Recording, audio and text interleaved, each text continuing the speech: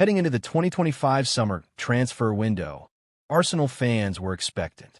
They were promised an unprecedented summer, and despite the slow pace with which a deal for Victor Gyökeres was completed, the Gunners indeed had a crazy summer. That striker deal was finally wrapped, but Andrea Berta strengthened Mikel Arteta's squad in every single position possible. At the back, Kepa arrived from Chelsea in a £5 million deal, while Christian Mosquera and Piero Hincapié, two of the most exciting young defensive talents in Europe, both signed. In midfield, Martin Zubimendi was the marquee addition, but he was joined by former Brentford skipper Christian Norgard. It was the forward line that was bolstered most, however. Gyökeres, of course, was the big addition, but beside him came Noni Madueke, a signing that sparked controversy, and one that had the whole fanbase unified, Eberechi. What those signings have done is take this squad to the next level. It's another phase and level of progression for Arteta's side, and even with a whole host of injuries, namely to William Saliba, Kai Havertz, and Bukayo Saka, they swept aside Nottingham Forest with ease on Saturday. It's not the first time that Arteta has chosen to take the team in a new direction. Gabriel Jesus and Alexander Zinchenko are testament to that. In the summer of 2022, Arteta knew he needed something to take his project to the next level. In order to do that, he signed Jesus for £45 million and Zinchenko for £30 million from Manchester City within just a few weeks of each other. Proven winners, players he knew from his days as assistant head coach to Pep Guardiola. This was a strong recipe toward success, and indeed, they changed the game when they first arrived. Zinchenko allowed a huge level of tactical progression. The left back is one of the finest inverted fullbacks in European football, which allowed Arsenal to gain more possession and control the tempo of a game more efficiently. Football Fancast Chalkboard Series presents a tactical discussion from around the global game. How about Jesus? Well, he brought spice, he brought trickery, and he brought goals. The Brazilian's first few months at the Emirates Stadium were a sight to behold. A proper Brazilian forward, Jesus was spellbinding. He beat players for fun, and importantly, he scored goals. In his first 9 Premier League outings, he bagged 5 times and also registered 4 assists, proving to be a unique all-round threat. The trouble is, while Arsenal got better as a squad, the importance of Zinchenko and Jesus became less and less. The Ukrainian, for all of the good he brought in possession, was a liability defensively in Jesus, while he just can't seem to stay off the treatment table. We all got a reminder of just how good the 28-year-old is when he scored 6 goals in the space of 5 games over the 2024-25 festive period, including a hat-trick in the Carabao Cup against Crystal Palace. Yet his season was turned upside down when he ruptured his ACL in the FA Cup defeat to Manchester United. Even before that, however, he was beginning to be phased out by Arteta.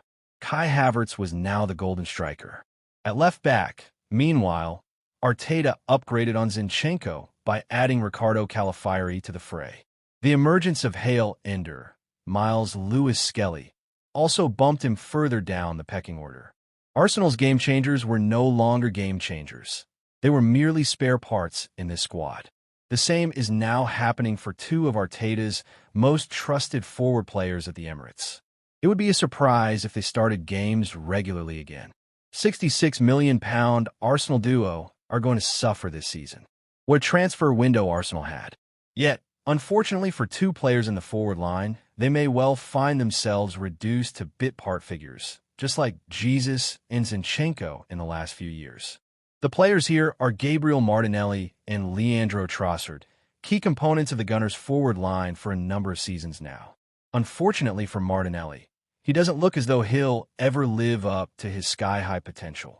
Once described as a talent of the century by Jurgen Klopp, it feels like a long time now since the Brazilian netted 15 Premier League goals in a single campaign. It also feels like a long time since Trossard's 17-goal haul in 2023-24. That season, only Bukayo Saka scored more goals for Arsenal. It's safe to say that 2024-25 was not one full of too much success for either player. While Martinelli did score inside the Bernabeu, he and Trossard both ended the term with 10 goals apiece from 51 and 56 games respectively. It's not an awful tally, but you need more, particularly when Arsenal were contending with injuries to the likes of Saka, Havertz, and Jesus.